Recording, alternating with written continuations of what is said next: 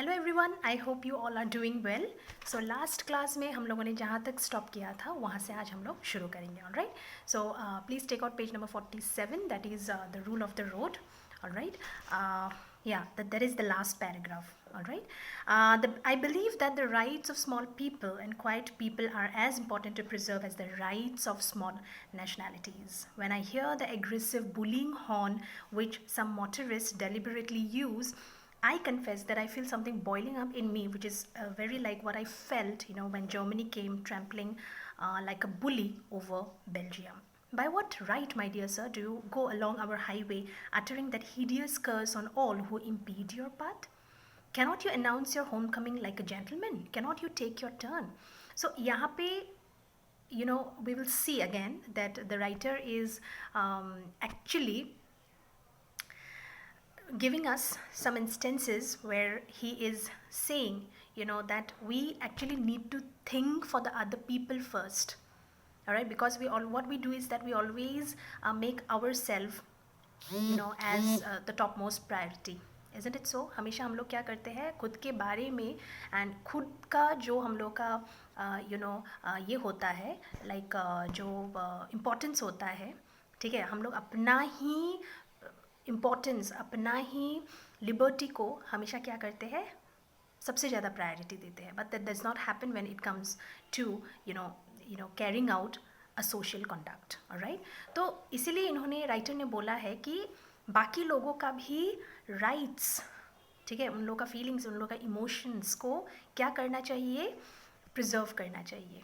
ठीक है, और वो इम्पॉर्टेंट पार्ट बनता है, ठीक है, as a responsible citizen of this country. And he has given us examples also. लेकिन जो उन्होंने यहाँ पे बोला है, एंड उन्होंने एक मोटरिस्ट के बारे में बोला है, मोटरिस्ट का एग्जाम्पल दिया है.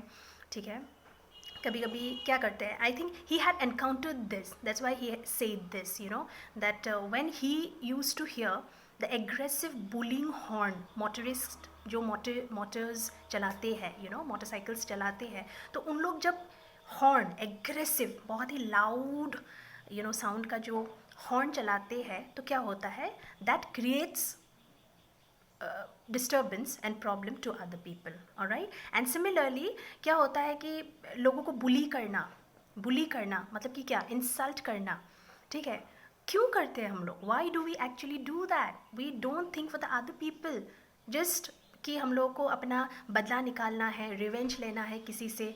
उस चक्कर में हम लोग क्या करते हैं, लोगों का जो लिबर्टी है उसको हम लोग डिस्ट्रॉय करते जाते हैं. Alright, that is why he said, I confess that I feel something boiling up in me which is very like what I felt when Germany came trampling like a bully over Belgium. तो Germany और Belgium के बीच में जो झगड़ा चला था, ठीक है, जब जर्मनी ने बेल्जियम के ऊपर क्या किया था, अपना पावर डोमिनेट किया था. ठीक है, जिस तरीके से किया था, तो उस तरीके को सोच के, देख के, the writer actually feels boiling up, उनको गुस्सा आता है. ठीक है, तो and he actually gives a question mark here. Alright, he questions that by what right, my dear sir, do you go along our highway uttering that hideous curse on all who impede your path? If the other person is, creating some kind of problem in your life, if the other person, suppose, impedes your path also, alright, hinders your path also, or obstruct your path also, then it is actually not advisable that we should also do the same thing.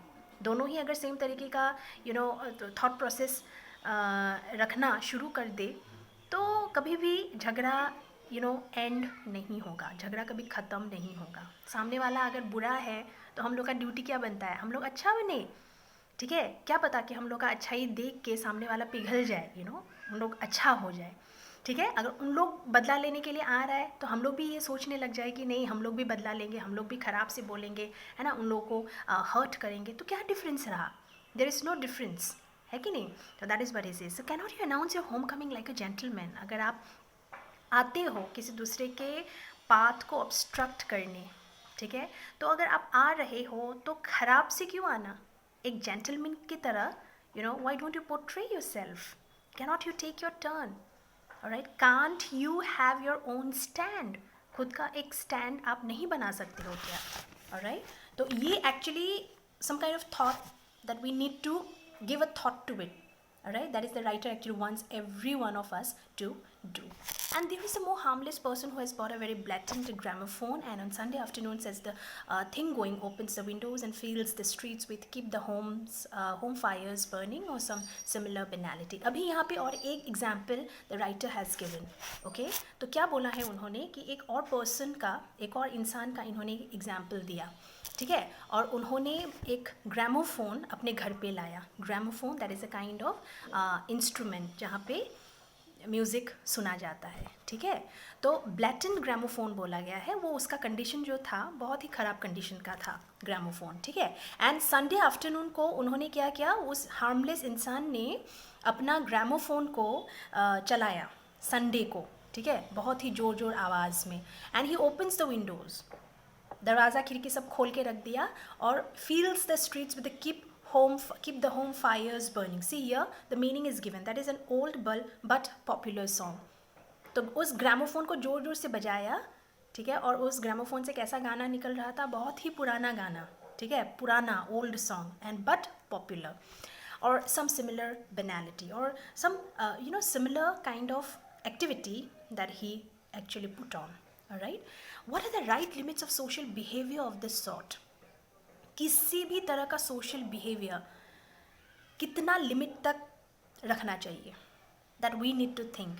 If we are living in a society, in a social place, तो हम लोग का ये ध्यान में रखना बहुत ही ज़रूरी है कि जो भी सोशल कंडक्ट या सोशल बिहेवियर हम लोग पुटअप करने जा रहे हैं वो कितना लिमिट तक होना चाहिए. अगर आपको गाना सुनने को मन कर रहा है संडे को, ठीक है, और आपने क्या किया कि बहुत ही ज़ोर से आपने अपना म्यूज़िक सिस्टम को ऑन कर दिया कि पूरा मोहल्ले के लोगों को आप डिस्टर्ब कर रहे हो. अब क्या पता कि मोहल्ले के कुछ बच्चे लोग पढ़ रहे होंगे, कुछ लोग पूजा पाठ कर रहे होंगे, कुछ लोग कुछ और काम कर रहे होंगे. तो ऐसा भी हो सकता है they will be needing some kind of silence all around, but you are not thinking for that. And what you are doing, just कि मुझे गाना ज़ोर से सुनने को मन करा है, तो आपने ज़ोर से बजा के सुनने को you started doing that. All right, so that is not advisable. That is not advisable if you are there in a social conduct, if you are there in a social place. So let us take the trombone as an illustration again. Hazlitt says that a man who wanted to learn that fearsome instrument was entitled to learn it in his house, even though he was a nuisance to his neighbors, but it was his business to make the nuisance as light as possible. अगर आपको कुछ भी instrument या music system सुनने को मन कर रहा है, सुनो, सुनने के लिए कोई मना नहीं कर रहा है, बट हाँ जितना हो सके आप उसको कम वॉल्यूम दे के कम साउंड सिस्टम में सुनो, कम साउंड में सुनो, ताकि बाकी लोगों को एटलीस्ट किसी भी तरह का डिस्टर्बेंस ना हो. ठीक है, that is what he says in this lines. Nuisance नहीं बनना है, लोगों के लिए एक न्यूइसेंस क्रिएट नहीं करना है, डिस्टर्बेंस क्रिएट नहीं करना है. ठीक है, एज ए ह्यूमन बींग ये हम लोग का फॉरमोस्ट ड्यूटी बनता है कि हम लोग इंसान होके दूसरा इंसान के लिए सोचें. So, but it was his business to make the nuisance as light as possible. He must practice in the attic and shut the window. अपने रूम में अगर आपको गिटार बजाने को मन कर रहा है, कोई भी इंस्ट्रूमेंट बजाने को मन कर, बजाओ, बजाने के लिए कोई मना नहीं कर रहा है. No one is actually obstructing you to play any instrument. But you need to keep in mind here that if you're playing an instrument, you play it in a low voice, in a low sound. या हो सकता है कि आप अपने दरवाजे के room के जो भी खिड़की दरवाज़ा है उसको बंद करके आप बजाओ, तो क्या होगा, तो साउंड जो है वो बाहर तक उतना नहीं जाएगा. Alright, next see. He had no right to sit in his front room, open the window and blow his noise into his neighbor's ears with a maximum of violence. If you're creating problem for others, you are playing the music system or the instrument, दरवाज़ा खोल के रख दिया, खिड़की खोल के रख दिया, और वो भी एकदम लाउड वॉइस पे आप बजा रहे हो, सामने वाला नेबर को डिस्टर्बेंस क्रिएट हो रहा है. ऑलराइट, तो वो क्या क्रिएट हो रहा है, violence, a kind of violence that is you are actually putting up. Violence, दूसरों के लिए आप वायलेंस कर रहे हो. ठीक है, that is not advisable. And so what with gramophone? If you like the gramophone, you are entitled to have it, but you are interfering with the liberties of your neighbors if you don't do what you can to limit the noise to your own household. So every person needs to think, every person should have this basic common sense कि कितना limit तक क्या चीज़ करना चाहिए. ठीक है, आपको करने के लिए मना नहीं कर रहा है, बट करो, बट एक लिमिट तक, ताकि सामने वाले को डिस्टर्ब ना हो. Your neighbours may not like keep the house fires burning, keep the house fires burning. आप जो गाना जोर जोर से लगा रहे हो, जो गाना आपको पसंद है, हो सकता है कि नेबर को वो पसंद ना हो. You don't have any right to damage their ear, okay, to damage their day. जो गाना आपको पसंद है, हो सकता है कि वो गाना उनको पसंद नहीं भी हो सकता है. Alright, you don't know that. So they may prefer to have their Sunday afternoon undisturbed, and it is as great as impertinence for you willfully to trespass on their peace as it would be to go unasked into their gardens and trample on their flower beds. तो आपको मन किया Sunday को गाना बजा के enjoy करेंगे, relax करेंगे, चिल करेंगे. दूसरा इंसान के लिए वैसा चिलिंग संडे नहीं भी हो सकता है. दूसरा इंसान के लिए हो सकता है कि मेरे लिए चिलिंग संडे लाइक सोना है. तो आप जोर जोर से गाना लगाओगे तो वो इंसान सो पाएगा, नेबर सो पाएगा, नहीं पाएगा. तो हर एक इंसान का chilling Sunday, so to say that is chilling Sunday, अलग अलग तरीके का हो सकता है. ऑलराइट, तो इसीलिए बोला है कि don't have any right to destroy others peace. Okay, you never know what they have in their preference list. Okay, so you don't have any right to trample on their flower beds. उन लोगों का flower bed, उन लोगों का garden को damage करना आपका कोई भी राइट नहीं है. गार्डन को डैमेज करने का मतलब है उन लोगों का जो लिबर्टी है उसको हार्म करना, उसको डिस्ट्रॉय करना. Alright, so I hope this much is clear to you all. और दो छोटा छोटा पैराग्राफ बच गए हैं. We shall continue that in our next class. Alright, so thank you very much.